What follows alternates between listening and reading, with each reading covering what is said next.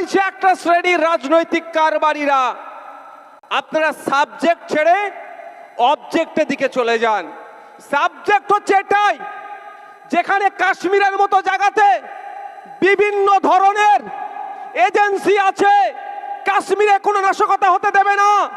Top to bottom পর্যন্ত বিভিন্ন দপ্তরের, বিভিন্ন লেয়ারের, বিভিন্ন বিভাগের সংস্থা দিয়ে কাশ্মীরকে প্রোটেক্ট করা হচ্ছে।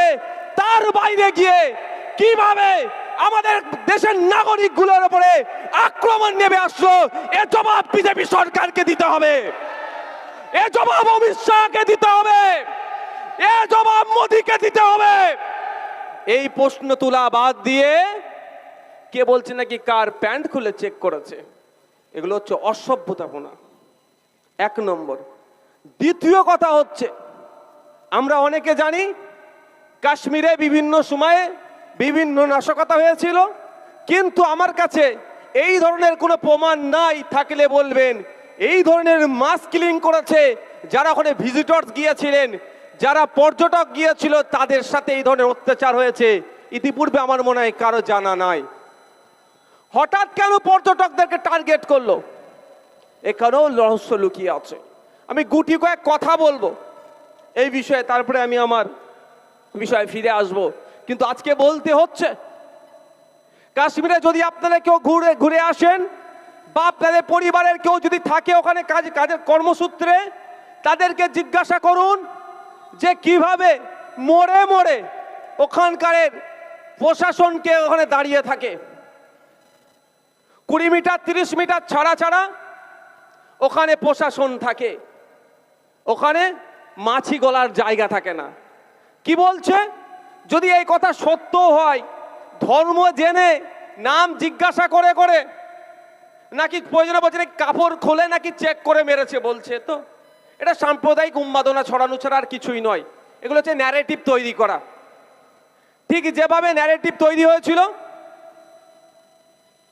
বিগত দিনে একটা ন্যারেটিভ। আচ্ছা, যদি আমি ধরে নিচ্ছি নাম জিজ্ঞাসা করে বা তার বস্ত্র খুলে চেক করার পরে মেরেছে, 25 জন কম করে আমাদের নাগরিককে ওরা খুন করেছে। বর্বরেরা কারা করেছে? দেশদ্রোহীগুলো। কারা করেছে? বর্বরগুলো। ওই বর্বরদের কোনো জায়গা নাই সমাজে। ওদেরকে আমি তো বলেছি, আজকেও এখনো বলছি, যে ওদেরকে গ্রেফতার করে ফাস্ট ট্র্যাক কোর্টের মাধ্যমে ম্যাক্সিমাম 6 মাসের মধ্যে ওদেরকে দোষী প্রমাণিত করে ফাঁসি দেওয়া হোক। ওদের যাবজ্জীবন এইসব ওদের দিলেও চলবে না। কারণ যাবজ্জীবন দেওয়া মানে আমাদের জেলে থাকবে, দেশের জেলে থাকবে, আমাদের রেশন খাবে, ওদের বাঁচার অধিকার নাই, ফাঁসি ওদেরকে ঝোলানো হোক। কিন্তু ওদেরকে কারা পাঠিয়েছে সেটা খুঁজে বার করবেন না ভাই। 6 বছর হয়ে গেল আমাদের সেনা, আপনার উলুবেড়িয়ার বাবলু ধারা সম্ভবত নাম, এই উলুবেড়িয়ার মানুষ, বাউরিয়া উলুবেড়িয়াতে সে ওই শহীদ হয়েছিল পুলওয়ামার অ্যাটাকে। মনে আছে আপনাদের? 300 কিলো নাকি RDX নিয়ে এসে আমাদের সেনাদের উপরে আক্রমণ করে 40-এর অধিক সেনা শহীদ হয়েছিল। এই প্রায় 6 বছর হয়ে গেল। কোন সংস্থা করলো? কজনকে গ্রেফতার করলো? কজনের বিচার হলো? কেউ আপনারা জানেন? এই বলুন, তাহলে এগুলো করলে বিচার হয়নি কেন?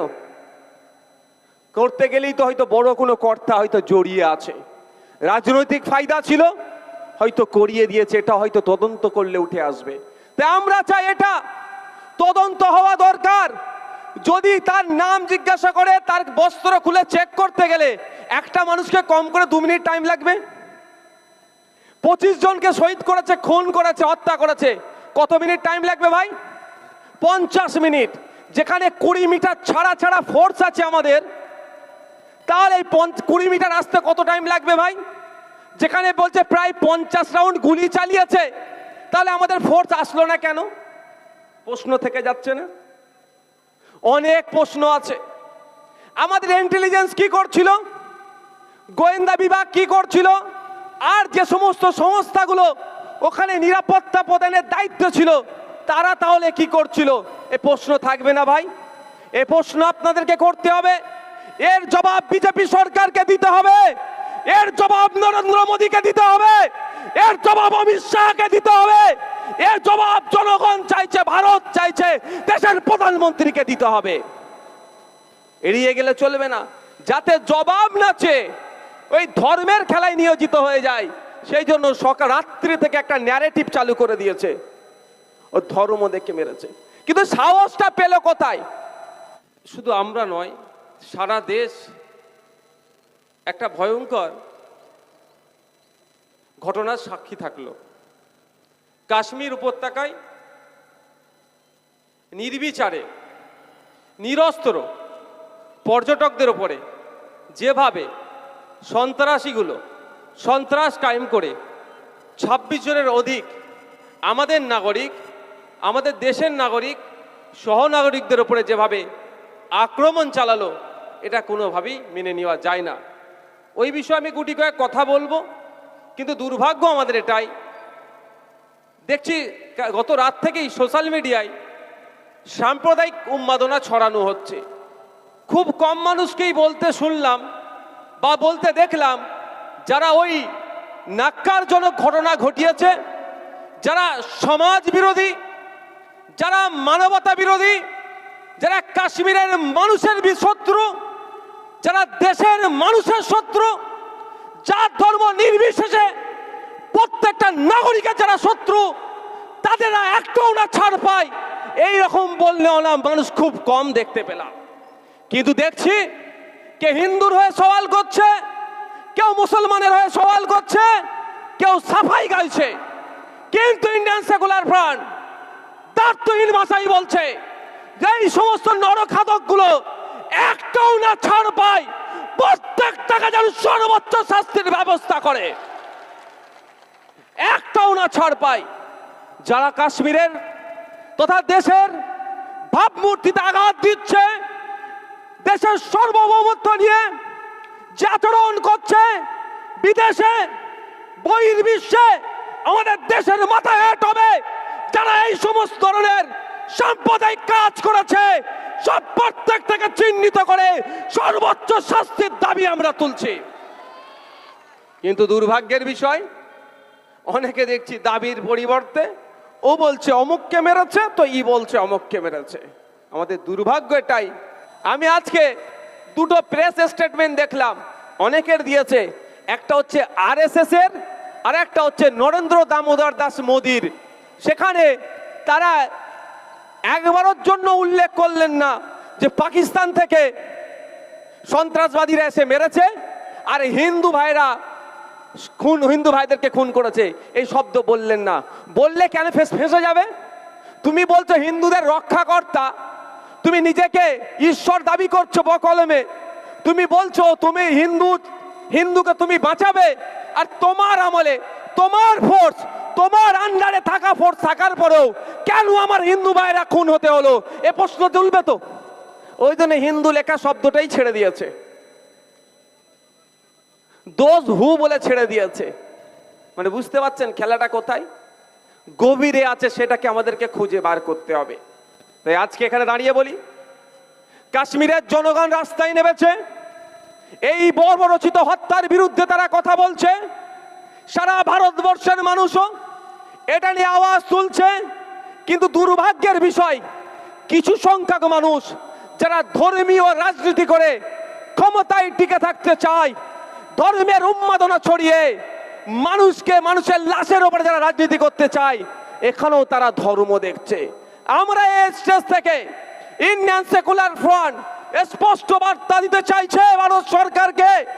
সেন্ট্রালের এখানে আইবি নিশ্চিতভাবে আছে, সেন্ট্রাল আইবির মাধ্যমে দেশের স্বরাষ্ট্রমন্ত্রী, দেশের প্রধানমন্ত্রীর কাছে বার্তা দিতে চাইছে, অবিলম্বে যারা এই কর্মের সাথে যুক্ত প্রত্যেককে চিহ্নিত করে 6 মাসের মধ্যে ফাস্ট ট্র্যাক কোর্টের মাধ্যমে বিচার করে তাদেরকে ফাঁসিতে ঝুলিয়ে দেওয়া হোক। আপনারা অনেকে দেখেছেন কি জানি না, টাইমস অফ ইন্ডিয়ার আর আজকের একটা নিউজ দেখবেন, অনলাইন ডিজিটাল প্ল্যাটফর্মে গিয়ে দেখবেন অ্যারেস্ট হয়েছে 3 জন, তার মধ্যে একজন ডিএসপি ডিটেন করেছে, এতক্ষণ অ্যারেস্ট হয়তো করে নিয়েছে। একজন ডিএসপি ছিলেন এই নাকি ষড়যন্ত্রের সাথে যুক্ত।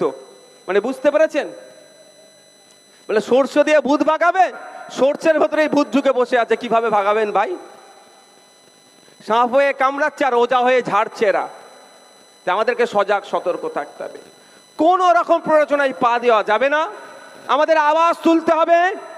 আমাদেরই ভূমিপুত্র বাবলু ধারাকে যারা খুন করেছে, 6 বছর হয়ে গেল, পুলওয়ামাতে যারা অ্যাটাক করলো তারা শাস্তি পেল না কেন, সে আওয়াজ যেমন তুলতে হবে। গতকালকে যেভাবে নিরীহ নাগরিকের উপরে বর্বরোচিত সন্ত্রাসী আক্রমণ হয়েছে, এর জবাবও কিন্তু ভারত সরকারের কাছ থেকে নিতে হবে, ভারত সরকারকে জবাব দিতে হবে। আমরা এই মর্মে এই সন্ত্রাসবাদী হামলার বিরোধিতা করে প্রতিবাদ জানিয়ে আগামীকাল শিয়ালদা স্টেশন থেকে 2টার পরে আমরা এক মিছিল বার করছি পার্ক সার্কাস 7 পয়েন্ট পর্যন্ত। সেখানে এই সন্ত্রাসী আক্রমণের বিরোধিতা করে প্রতিবাদ জানিয়ে, যেমন প্রতিবাদ সমাবেশ প্রতিবাদ র্যালি করছি, আমরা প্রোটেস্ট র্যালি করছি, একইভাবে অপদার্থ বিজেপি সরকারের ব্যর্থতার বিরোধিতাও আমরা সেই মিছিল থেকে করব। এখন আপনাদের কাছে আমি একটা অনুরোধ করব, আমাদের কাশ্মীরে যে বর্বরোচিত ঘটনা ঘটেছে, একাধিক মানুষ মারা গিয়েছেন, এখন আসছে অনেক ঘটনা আসছে। ওখানে যিনি একজন ঘোড়ায় চড়িয়ে ঘোরানোর জন্য দায়িত্ব নিতেন, তার পেশা ওটা, সে যখন দেখলো এই ধরনের বর্বরোচিত আক্রমণ হচ্ছে, ভিজিটরদের উপর আক্রমণ নেমে আসছে, তিনি জঙ্গিদের বন্দুক কেড়ে নেওয়ার চেষ্টা করেছিল। দুর্ভাগ্য তার, তিনি কাটতে পারেননি, তাকেও বর্বর জঙ্গিরা গুলি করে ঝাঁঝরা করে দিয়েছিল।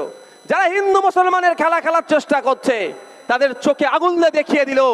ওই ঘোড়াই যিনি দায়িত্বে ছিলেন, ওই সৈয়দ কিন্তু পালিয়ে যাওয়ার ছেলে নয়, সে তার সহনাগরিককে বাঁচানোর জন্য নিজের জীবনটাও দিয়েছে।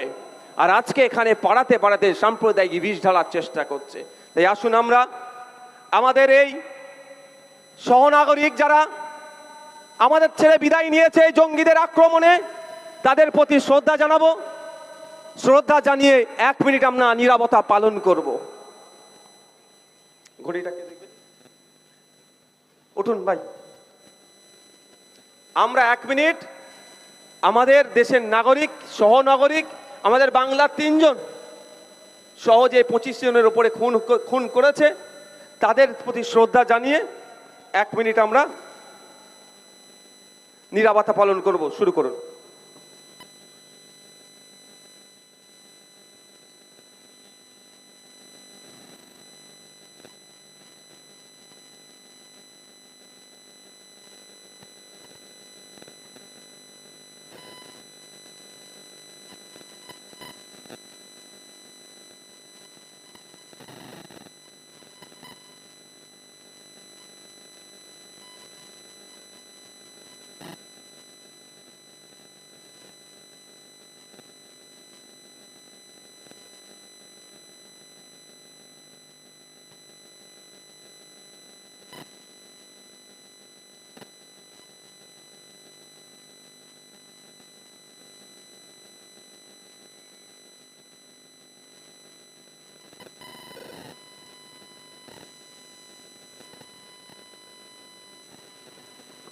ধন্যবাদ।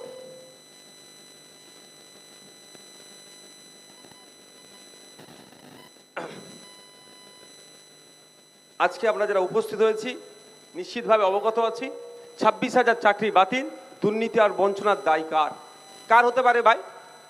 নওশাদ সিদ্দিকীর?